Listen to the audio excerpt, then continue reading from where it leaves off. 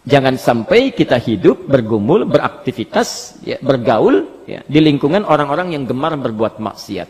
Kenapa? Karena kalau azab itu sudah ditimpakan, dia tidak akan pilih-pilih. Akan menyapu orang berbuat maksiat plus yang tidaknya juga.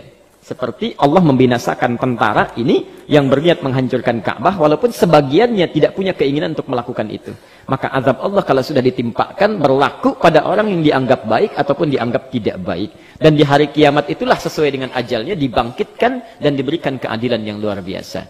Jadi barangkali, maaf ya, yang membuat kita jauh dari Allah itu karena lingkungan kita yang menjauhkannya. Orang bergaul dengan orang yang tidak pernah sholat, ya terjauh dari sholatnya. Bergaul dengan lingkungan yang tidak pernah mengaji, ya tidak akan pernah mengaji. Nah, saat orang-orang tersebut diberikan hukuman oleh Allah, Anda juga akan terkena.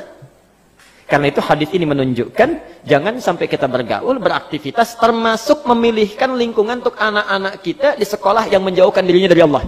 Awas ya, hati-hati, saya ingatkan itu. Hati-hati. Saya baru datang beberapa waktu dari Jakarta. Ya. Saat mulai pembukaan ya, perkuliahan ya, di Indonesia ini, ada beberapa universitas swasta ya, yang misinya sekarang, maaf, bukan hanya sekedar menjauhkan seseorang dari agama, misinya sekarang memurtadkan, ya, langsung mengeluarkan dari agama. Ya. Coba perhatikan, tidak pernah ada swasta di Indonesia yang Muslim, ya, sekolah Islam misalnya, Universitas Islam A, B, C dan sebagainya, itu tidak pernah dibuat di perjanjian, di pendaftaran saat registrasi. Tidak ada di tata tertib misalnya mengatakan walaupun sekolah Islam menerima murid dari non-Muslim misal, tidak ada di situ dikatakan misal harus ikut ke masjid, ya, harus misalnya ikut pelajaran keislaman, harus ikut ini, yang memaksa dia untuk meninggalkan ibadah itu tidak ada.